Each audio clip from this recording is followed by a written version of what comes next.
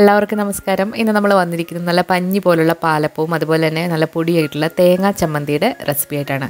പണ്ടൊക്കെ ഇത് സ്ഥിരമായിട്ട് വീട്ടിൽ ഉണ്ടാക്കുന്നൊരു കോംബോ ആണ്.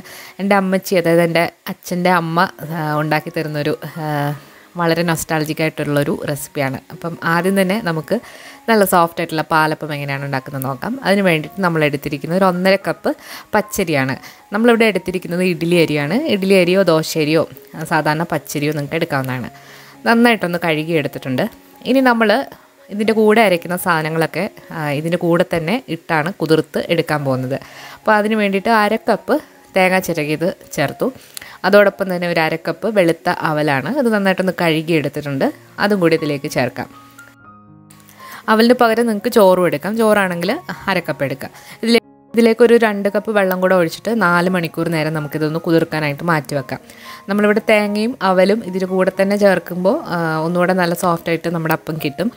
നമ്മളിവിടെ ഡെസിക്കേറ്റഡ് കോക്കനട്ടാണ് എടുത്തിരിക്കുന്നത്. നിങ്ങൾക്ക് ഫ്രഷ് ആയിട്ടുള്ള തേങ്ങയും എടുക്കാവുന്നതാണ്. 4 മണിക്കൂർ നേരം കുതിർത്ത് നമ്മളിപ്പോൾ എടുത്തിട്ടുണ്ട്. ഇനി ഇതിലേക്ക് വെള്ളമൊന്നും എക്സ്ട്രാ ആയിട്ട് ചേർക്കണ്ട. നമ്മൾ പകരം തേങ്ങാവെള്ളം ഒഴിച്ചിട്ടാണ് നമ്മളിത് അരയ്ക്കാൻ പോകുന്നത്. അതിന് മുൻപായിട്ട് ഇതിലേക്ക് ഒരു 1/8 ടീസ്പൂൺ ഈസ്റ്റ് ചേർക്കാം. ഇത് ഇൻസ്റ്റൻറ്റ് ഈസ്റ്റാണ്, അതായത് ഡയറക്റ്റ് നമുക്കിതിലേക്ക് ചേർക്കാം. ഇനി ഇതിലേക്കൊരു 3 ടീസ്പൂൺ പഞ്ചസാരയും കൂടി ചേർത്ത് കൊടുക്കുന്നുണ്ട്. ഇതെല്ലാം കൂടി ചേർത്തിട്ട് നന്നായിട്ടൊന്ന് മിക്സാക്കി എടുക്കാം. നമുക്ക് ഒരു തവണയായിട്ട് ഇത് മിക്സിയുടെ ജാറിൽ അരച്ചെടുക്കാൻ പാടാണ്. അതുകൊണ്ടാണ് നമ്മൾ ഈസ്റ്റ് ഇപ്പോൾ ചേർത്തിട്ട് എല്ലാം കൂടെ നന്നായിട്ട് മിക്സാക്കി എടുക്കുന്നത്. ഇനി ഇത് 2 തവണകളായിട്ട് മിക്സിയുടെ ജാറിലിട്ട് നന്നായിട്ട് ഒന്ന് അരച്ചെടുക്കണം. നല്ല പേസ്റ്റ് പോലെ തന്നെ അരച്ചെടുക്കണം. തരികളൊട്ടും തന്നെ പാടില്ല. നമ്മളിനി ഇതിലേക്ക് ബാക്കിയുള്ള വെള്ളമായിട്ട് ചേർക്കുന്നത് തേങ്ങാ വെള്ളമാണ്. അപ്പം കുറച്ചുകൂടെ വെള്ളം വേണം. അപ്പോൾ നമ്മളിതിലേക്കൊരു 100 മില്ലി തേങ്ങാ വെള്ളം ഒരു ബാച്ചിൽ ഇപ്പോൾ ചേർക്കുന്നുണ്ട്. അടുത്ത ബാച്ചിലും അതുപോലെ നമുക്ക് ആവശ്യാനുസരണം ചേർത്ത് കൊടുക്കാം. അപ്പോൾ നിങ്ങൾ എത്രയാണോ ഇതിൽ വെള്ളം ബാക്കി വന്നത് അതിനനുസരിച്ചിട്ടുള്ള തേങ്ങാ വെള്ളം ചേർത്തിട്ട് നന്നായിട്ടൊന്ന് അരച്ചെടുക്കാം. പാലപ്പം ഉണ്ടാക്കുമ്പോൾ മാവ് കുറച്ചുകൂടെ ലൂസായിട്ടാണ് ഇരിക്കുന്നത്. വെള്ളയപ്പത്തിന് കുറച്ചുകൂടെ കട്ടിയിലാണ് വരുന്നത്. ബാക്കിയുള്ള അരിയിലേക്കും നമ്മൾ അത്ര തന്നെ തേങ്ങാ വെള്ളം ഒഴിച്ചിട്ട് അരച്ചെടുക്കാം. തേങ്ങാ വെള്ളം അല്ലാന്നുണ്ടെങ്കിൽ കരിക്കും വെള്ളം ചേർത്താലും മതി. നന്നായിട്ട് ഇപ്പോൾ അരച്ച് പാത്രത്തിലേക്ക് മാറ്റിയിട്ടുണ്ട്. ഇനി ഇത് ഓവർനൈറ്റ് ഒന്ന് ഫെർമെൻറ്റ് ചെയ്യാനായിട്ട് മാറ്റി വെക്കണം. ചൂടുള്ള സ്ഥലത്തേക്ക് മാറ്റി വെക്കാം.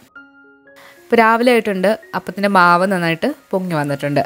ഇനി ഇതിലേക്ക് ആവശ്യത്തിനുള്ള ഉപ്പും കൂടി ചേർത്തിട്ട് നന്നായിട്ടൊന്ന് മിക്സാക്കി കൊടുക്കാം.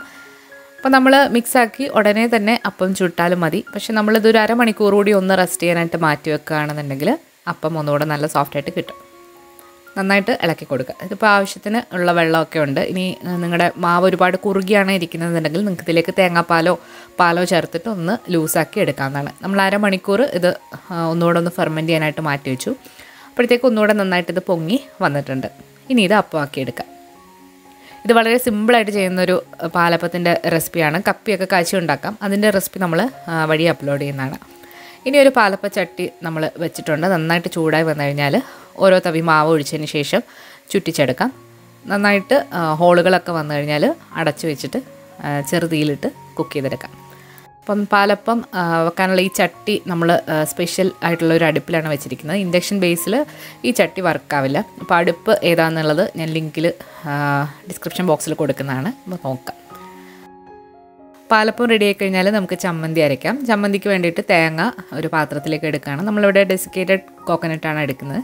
ഇതൊരു 4-5 ടേബിൾ സ്പൂണാണ് എടുക്കുന്നത്. നിങ്ങൾ ഫ്രഷ് ആയിട്ടുള്ള തേങ്ങ ചിരകിയതാണ് എടുക്കുന്നതെങ്കിൽ 1/4 മുറി തേങ്ങ എടുക്കാം. അപ്പോൾ ഡെസിക്കേറ്റഡ് കോക്കനട്ട് എങ്ങനെയാണ് നമ്മൾ ഫ്രഷ് ആയിട്ടുള്ള തേങ്ങ പോലെ ആക്കുന്നത് നോക്കാം. അതിന് വേണ്ടിയിട്ട് നമ്മളൊരു 1/4 കപ്പ് വെള്ളം ഇതിലേക്ക് ഒഴിച്ചു കൊടുത്തു. ഇനി ഇത് മൈക്രോവേവിൽ ഹൈ പവറിൽ ഒരു 50 സെക്കൻഡ് ഒന്ന് മൈക്രോവേവ് ചെയ്തെടുത്തിട്ടുണ്ട്. അപ്പോഴത്തേക്ക് നല്ല സോഫ്റ്റായിട്ട് ഉള്ള തേങ്ങയായിട്ട് മാറും. അപ്പോൾ നമ്മൾ തേങ്ങ മിക്സിയുടെ ചെറിയ ജാറിലേക്ക് ഇട്ട് കൊടുത്തിട്ടുണ്ട്. ഇനി ഇതിലേക്ക് എരിവിന് ആവശ്യമായിട്ടുള്ള മുളക് പൊടി ചേർക്കാം. നമ്മളിവിടെ കാശ്മീരി മുളക് പൊടിയാണ് എടുക്കുന്നത്. ഒരുപാട് എരിവില്ല, നല്ലൊരു കളർ കിട്ടും. ഇനി ഇതിലേക്ക് ആവശ്യത്തിനുള്ള ഉപ്പും കൂടി ചേർക്കാം.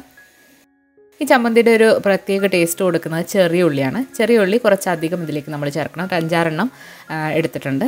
ചെറിയ കഷ്ണങ്ങളാക്കിയിട്ട് ഇതിലേക്ക് ഇട്ട് കൊടുത്ത് ഇതൊന്ന് പൾസ് ചെയ്തെടുക്കുക. ഒരുപാടങ്ങ് അരക്കരുത്.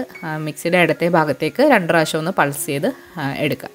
അപ്പം തേങ്ങ എല്ലാം കൂടെ മിക്സായിട്ട് ഇങ്ങനെ വന്നിട്ടുണ്ട്. ഒരുപാട് അരഞ്ഞു പോയാൽ നമ്മൾ ഉദ്ദേശിക്കുന്ന ടേസ്റ്റ് ചമ്മന്തിക്ക് കിട്ടില്ല. അപ്പോൾ സ്പൂൺ വെച്ചിട്ട് ഒന്നുകൂടെ നന്നായിട്ടൊന്ന് മിക്സാക്കി കൊടുത്തിട്ട് നമുക്കിനി ഇത് കടുക് വറുത്തെടുക്കാം. കടുക് വറുത്തെടുക്കാനായിട്ട് നമ്മളൊരു ചട്ടി ചൂടാക്കാനായിട്ട് വെച്ചിട്ടുണ്ട്. ഇതിലേക്ക് 2 ടീസ്പൂൺ വെളിച്ചെണ്ണ ഒഴിച്ച് നന്നായിട്ടൊന്ന് ചൂടാക്കി എടുക്കുക. വെളിച്ചെണ്ണയിൽ ചെയ്യുമ്പോഴാണ് ചമ്മന്തിക്ക് നല്ല ടേസ്റ്റ് കിട്ടുന്നത്. വെളിച്ചെണ്ണ നന്നായിട്ട് ചൂടായി വന്നിട്ടുണ്ട്. ഇനി ഇതിലേക്ക് കുറച്ച് കടുകൊന്ന് ഇട്ട് പൊട്ടിക്കുക. കടുക് പൊട്ടി വന്നിട്ടുണ്ട്. ഇനി ഇതിലേക്ക് ഒരു 3-4 ചെറിയ ഉള്ളി വട്ടത്തിൽ അരിഞ്ഞതാണ്, കനം കുറച്ച് വട്ടത്തിൽ അരിഞ്ഞത്, അതുകൂടെ ചേർത്തിട്ട് നന്നായിട്ടൊന്ന് ഇളക്കി കൊടുക്കാം. ചെറിയ ഉള്ളി നന്നായിട്ട് മൂത്ത് വരണം. അതിനുശേഷമാണ് നമ്മളിതിലേക്ക് തേങ്ങ ഇട്ട് കൊടുക്കുന്നത്. ചെറിയ ഉള്ളി ഒന്ന് പകുതി മൂപ്പായി വരുമ്പോഴത്തേക്ക് ഇതിലേക്ക് 2 വറ്റൽ മുളകൊന്ന് മുറിച്ചിട്ട് കൊടുക്കുന്നുണ്ട്. അതോടൊപ്പം തന്നെ കുറച്ച് കറിവേപ്പിലയും കൂടി ഇട്ടിട്ട് നന്നായിട്ടൊന്ന് ഉള്ളി മൂപ്പിച്ചെടുക്കാം.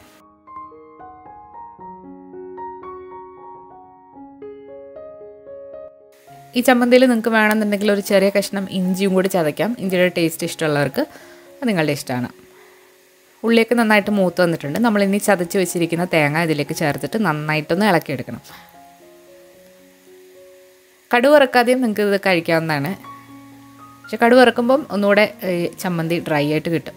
അപ്പോൾ ചെറു തീയിലിട്ട് നന്നായിട്ടൊന്ന് ഡ്രൈ ആക്കി എടുക്കുക. തീ ഒന്ന് കുറച്ച് വെച്ചിട്ട് വേണം അത് ചെയ്യാനായിട്ട്. ഇത് നമ്മൾ വറുത്തരിക്കുന്ന പോലെ ഒരുപാടങ്ങ് വറുത്തൊന്നും എടുക്കണ്ട. തേങ്ങ ജസ്റ്റ് ഒന്ന് ഡ്രൈ ആക്കി എടുത്താൽ മതി. അപ്പം നന്നായിട്ട് ഇപ്പോൾ ഡ്രൈ ആയി വന്നിട്ടുണ്ട്. നമ്മുടെ ചമ്മന്തി ഇവിടെ റെഡി ആയിട്ടുണ്ട്. ഈ ചമ്മന്തി നിങ്ങൾക്ക് അപ്പത്തിൻ്റെ കൂടെയും അതുപോലെ തന്നെ ദോശയുടെ കൂടെയും കഴിക്കാൻ പറ്റിയ ചമ്മന്തിയാണ്. എങ്കിലും ഇത് വെള്ളയപ്പം, പാലപ്പം അതിൻ്റെയൊക്കെ കൂടെ കഴിക്കാനാണ് ഒന്നുകൂടെ നല്ല ടേസ്റ്റ് ആയിട്ടുള്ളത്. അപ്പോൾ പണ്ട് കാലത്തൊക്കെ ഉണ്ടാക്കുന്നൊരു ചമ്മന്തിയാണ്. അപ്പോൾ ഇതുവരെ ഇങ്ങനെ ട്രൈ ചെയ്ത് നോക്കാത്തവർ തീർച്ചയായിട്ടും ഒന്ന് ട്രൈ ചെയ്ത് നോക്കിയിട്ട് നിങ്ങളുടെ അഭിപ്രായങ്ങൾ അറിയിക്കുക. അതുപോലെ വീഡിയോ ഇഷ്ടമായാലും ലൈക്ക് ചെയ്യാനും ഷെയർ ചെയ്യാനും മറക്കരുത്. നമ്മുടെ ചാനൽ ഇതുവരെ സബ്സ്ക്രൈബ് ചെയ്യാത്തവരാണെന്നുണ്ടെങ്കിൽ സബ്സ്ക്രൈബ് ചെയ്യാനും മറക്കരുത്. പുതിയ റെസിപ്പി വീഡിയോകളുമായിട്ട് നമുക്ക് വീണ്ടും കാണാം. താങ്ക്